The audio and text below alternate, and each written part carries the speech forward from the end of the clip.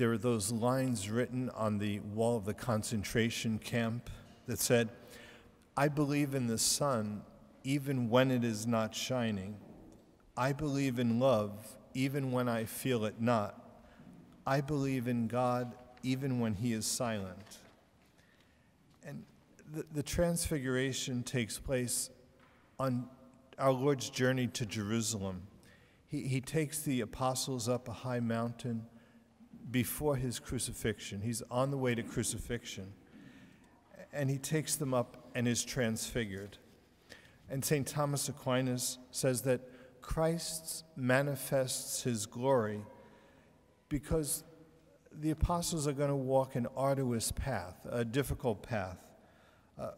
And he wants to give them a sense of the goal. Okay? The Transfiguration is like coming attractions. It's a preview of the resurrection because they're going to face trials. Okay? Like we say, in life, sickness, suffering, and death afflict us, but God gives us a glimpse of the goal. God takes us up the mountain, and he promises to configure us and those we love to that glory, to that transfiguration on the mountain. Okay. There's that short story by Franz Kafka, Metamorphosis. Franz Kafka was an atheist, and in the main character in that story, Gregor Samsor, wakes up one day and finds himself transformed into a huge cockroach.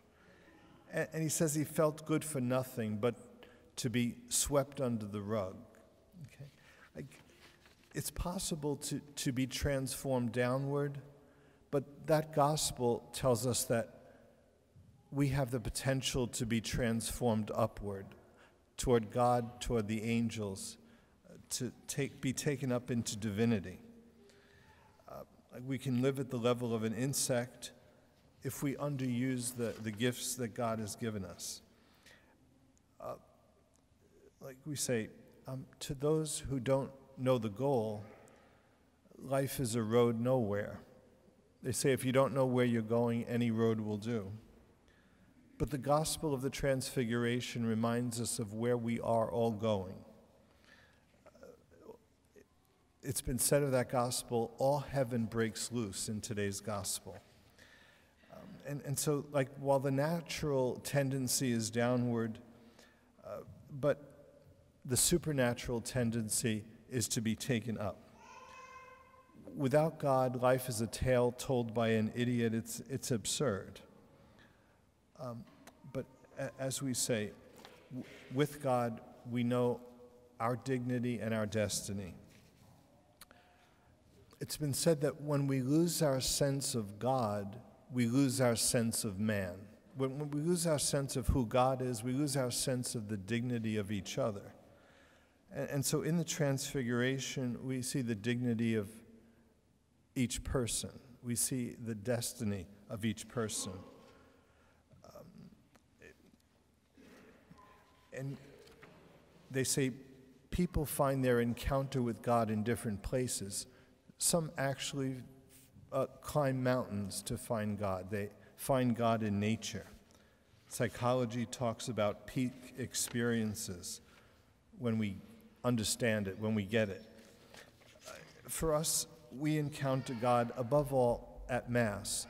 They say earth touches heaven. Earth meets heaven at the Mass. We say the veil is very thin. It's interesting, we have a veil over the tabernacle. Okay? And that veil represents faith.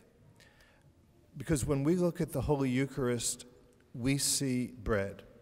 When the angels and saints look at the Holy Eucharist, they see Jesus Christ. Okay? So you and I are under a veil, the veil of faith. Okay? Well, one day the veil is removed. Okay? Sometimes the veil is very thin. But certain times the veil is very heavy. On Good Friday, the curtain was very heavy. But that's the time when God is strengthening our hope. God is making us stronger. And prayer is a climb up the mountain. Prayer is going up the mountains. It's taking the time. But prayer, we always must return down the mountain. We can't stay up on top of the mountain. We have to go back to the world, as the apostles did. So it's kind of that movement of prayer is to go up the mountain, but then to return to the world. It's always a stepping away. Like some people say, my work is my prayer. Well, people who say my work is my prayer don't pray, because we have to step away in order to pray. We need to take the time to encounter God, to let God invade our souls so that we can return to the world and bring that transfigured image to others, lead others to share. And that's, like we say, that's the dynamic of prayer.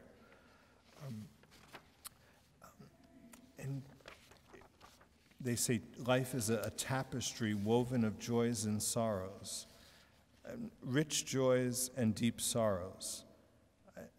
St. Ignatius's advice during the ups and downs of life, he says, in consolation be hopeful. No, in consolation be humble. In desolation be hopeful. Okay? Humility in consolation, hope in desolation. That kind of evens up the ride from being too much of a roller coaster. See, life is like a needlework pattern. But unfortunately, on a needlework pattern, when you look at the backside of a needlework pattern, all you see is the loose ends. You don't see the whole pattern. But sometimes God gives us a glimpse of that pattern that He has, that from His perspective, from the perspective of eternity, rather than the perspective of time. Those are the times when we get it. Those are our transfigured experiences. When we understand how God is working through the sorrows, through the difficult times. Like we say, one day the veil is removed, and we'll understand why everything went as it did. Because God's purposes were to complete this tapestry of joys and sorrows, rich joys and deep sorrows. And ultimately, the intensity of the next world shines through this world. That's when we understand it. We understand that the invisible world, in those transfiguration experiences, we understand the invisible world is more real than the visible world. Okay? And what we now hope for will one day be reality.